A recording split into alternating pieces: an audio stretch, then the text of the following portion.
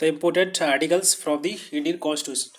भारतीय संविधान में निहित कुछ महत्वपूर्ण आर्टिकल जो हैं अनुच्छेद हैं उनको डिस्कस करेंगे। एग्जाम पर्सपेक्टिव से बहुत ही इंपॉर्टेंट है और एग्जाम में कई क्वेश्चन डायरेक्ट इसी इन आर्टिकल से पूछे जाते हैं, जो कि फंडामेंटल आर्टिकल, फंडामेंटल जो राइट्स हैं। तो कौन कौन से आर्टिकल हैं जो कि इसमें फंडामेंटल राइट निहित है, उनको देखते हैं। सो जैसा कि आपको पता है कि हमारे भारतीय संविधान में टोटल 22 पार्ट हैं और 12 शेड्यूल हैं।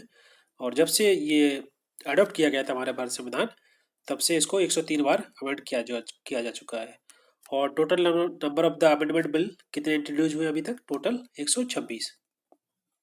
ये जस्ट ऐसी जानकारी के लिए है, एटलीस्ट आपको ये पता होना चाहिए कितने शेड्यूल है, कितने पार्ट है। सो देखते हैं फंडामेंटल राइट। सो ओरिजिनली जब हमारे संविधान में शुरुआत में 7 फंडामेंटल राइट थे, बाद में एक हटा दिया गया था, वो आपको बताएंगे, राइट टू प्रॉपर्टी। तो टोटल अभी प्रेजेंट में 6 हैं। तो ये भी एक क्वेश्चन बन जाता है कि प्रेजेंट टाइम में कितने फंडामेंटल राइट है या पहले कितने थे, आपको पता होना चाहिए। कौन कौन से हैं? राइट टू इक्वालिटी, जो कि आर्टिकल 14 से लेके आर्टिकल 18 तक है। राइट टू फ्रीडम, ये आर्टिकल 19 से लेके आर्टिकल 22 तक। उसके बाद राइट अगेंस्ट द एक्सप्लॉयटेशन, ये आर्टिकल आपका 23 से लेके 24 तक है। यहाँ पर 24 है, यहाँ करेक्शन कर लेना। और नेक्स्ट है right to freedom of religion, ये आर्टिकल 25 से लेकर 28 तक। And the next the cultural and the educational right, which is from article 29 to 30। ये भी थोड़ा करेक्शन करना है, यहाँ 30 है। नेक्स्ट है right to property, that is come under the article 31। And the right to constitutional remedy, which is come under article 32। काफ़ी correction करना है, इसको आप करेक्शन कर लीजिएगा, पीडीएफ में मैं करेक्शन कर दूंगा इसको। इसके अलावा जो राइट टू प्रॉपर्टी था, जो जैसे मैंने बताया आपको अभी, आर्टिकल 31 के अंतर्गत इसको डिलीट कर दिया गया था फंडामेंटल राइट की लिस्ट से बाय दी 44 अमेंडमेंट, जो 1978 में हुआ था। उसमें इसको हटा दिया गया था और इसको बना दिया गया था लीगल राइट 301 के अंतर्गत। ये भी याद करना है आपको कि जो राइट टू प्रॉपर्टी था, इसको किस में बाद में ऐड किया गया था? पार्ट आपका 12 में, आर्टिकल अंडर आर्टिकल 301 के अंतर्गत। सो प्रेजेंट टाइम में केवल 6 ही फंडामेंटल राइट्स हैं। अब देखते हैं कि करके सबको अंडरस्टैंड करते हैं। बहुत ही इंपॉर्टेंट है, इनको आपको अच्छे से पढ़ना है। राइट टू इक्वालिटी, सो ये आता है आर्टिकल 14 से लेकर 18 तक। जो आर्टिकल 14 है, that show the equality before law, मतलब कानून के सामने सब बराबर। अगर इसको आपको समझना है तो इसका कॉन्टेक्स्ट भी मैंने यहाँ पर मेंशन किया है। The Muslim women protection of rights on the marriage act 2019, जो सरकार के द्वारा लाया गया था तलाक को as a cognizable offence declare करने के लिए। तो ये जस्ट एग्जाम्पल है इसको समझने के लिए। नेक्स्ट आर्टिकल 15 है, जो आर्टिकल 15 से that the provision of discrimination on the ground of religion, sex, caste और बर्थ ऑफ प्लेस, मतलब किसी भी इंसान का उसकी क्या रिलीजन है, क्या कास्ट है, क्या रेस है, कहाँ उसका जन्म हुआ है, इसके आधार पर उसमें किसी प्रकार का डिस्क्रिमिनेशन नहीं होगा, उसको प्रोविडेड किया गया है, उसको रोका गया है अंडर आर्टिकल 15। और आर्टिकल 16 जो बोलता है equality of opportunity in the matter of public employment. Public employment का मतलब जैसे फॉर एग्जांपल सरकारी नौकरी है, जो गवर्नमेंट जॉब्स होती हैं, उनमें किसी प्रकार का किसी के अगेंस्ट में कोई मतलब सबको बराबर हक दिया जाता है कि सभी लोग अप्लाई कर सकते हैं, किसी भी आप जेंडर के हो, किसी भी कास्ट से, किसी भी रिलीजन से हैं। बट इसमें भी एक कॉन्टेक्स्ट की अगर बात करें तो कुछ रिजर्वेशन दिया जाता है, जो इकोनॉमिकली वीकर सेक्शन होते हैं उनको 10% का। तो इसको आप अंडरस्टैंड करने के लिए देख सकते हैं, इसको इंसर्ट किया गया किसमें? आर्टिकल 15 सिक्स और आर्टिकल 16 सबसेक्शन सी 6, तो इसमें इसको डाला गया है। अदरवाइज सबको किसी प्रकार का कोई प्रिविलेज नहीं होता है, सबको बराबर अपॉर्चुनिटी दी जाती है। नेक्स्ट है आर्टिकल 17, 17वां अनुच्छेद। ये 17वां अनुच्छेद बोलता है कि दी अनटचेबिलिटी इज अबोलिश्ड। जो छुआछूत पहले हमारे समाज में प्रिविलेज बहुत ज़्यादा प्रैक्टिस की जाती थी, तो उसको खत्म कर दिया गया है अंडर आर्टिकल 17। अगर ऐसा कोई करता है, प्रैक्टिस करता है, इसमें विलीन पाया जाता है, तो उसके खिलाफ में एज पर द लॉ उसको पनिशमेंट किया जाएगा। नेक्स्ट है article 18। So it's say that no title, no title का सीधा अगर बात करें तो पहले जो राजा हुआ करते थे उनको बहुत सारे टाइटल दिए जाते थे, राजा, अधिराज, ऐसे something like that.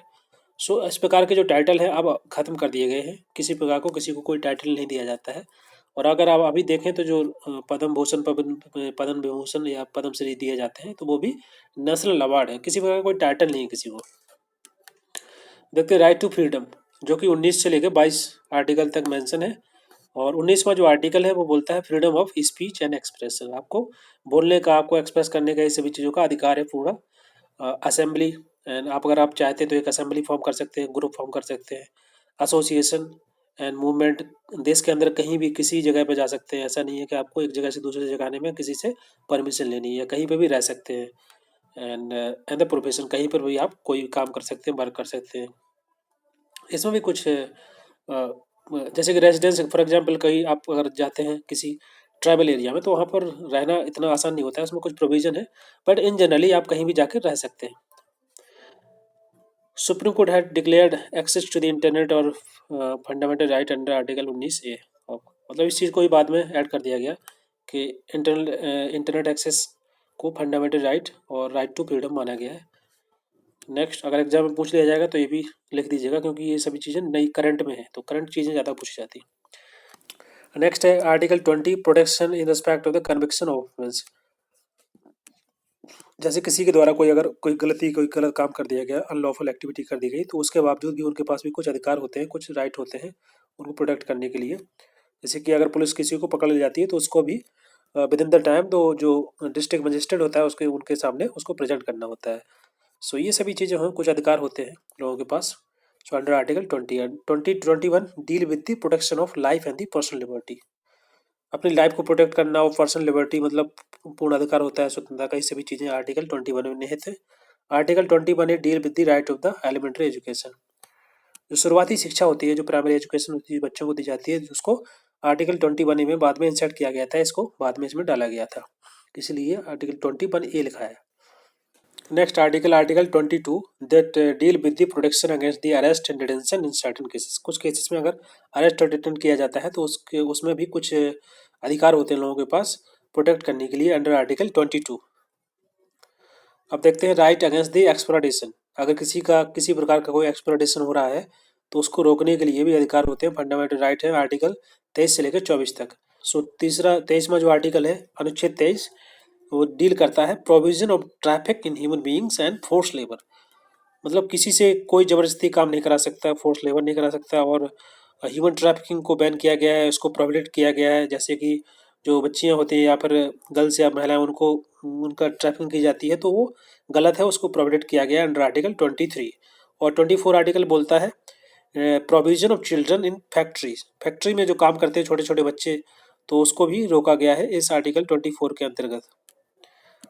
Right to freedom of religion, article 25 से लेकर 28 तक, इसको भी याद करना है, सभी इंपॉर्टेंट है।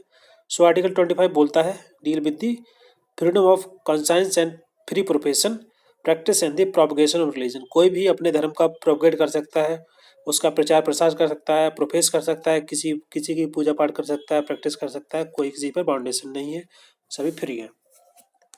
Next article, article 26 deal with the freedom to manage religion. अब जैसे कोई किसी रिलीजन को मानता है तो उसको मैनेज कर सकता है, अगर उसको उसको प्रोपगेट करना है या फिर जो पैसे को कलेक्ट करना है उसको और बढ़ाना है, ये सभी चीज़ें जो है रिलीजन को मैनेज करने के लिए अधिकार है, कोई इसमें कोई बाउंडेशन नहीं है। Article 27 deal with the freedom as to payment of taxes और for the promotion of any particular religion. किसी पर्टिकुलर रिलीजन को प्रमोट करने के लिए अगर वो पेमेंट ऑफ टैक्सेस करता है, पेमेंट करता है, तो दैट इज द फ्रीडम, उसको अधिकार है, वो कर सकता है। And article 28 deal with the freedom as to be attendance a and at religious instruction और religious worship in certain education institute. मतलब अगर वो चाहे तो जो एजुकेशन संस्थाएं जो बनी होती हैं, रिलीजियस संस्थाएं होती हैं, वहाँ पर उनको भी अटेंड कर सकता है, वहाँ पर भी वो पेमेंट कर सकता है, जो भी ये चैरिटी कर सकता है, और जो रिलीजियस संस्थाएं होती हैं वहाँ पर भी। सो ये उसमें फ्रीडम है अंडर आर्टिकल 28।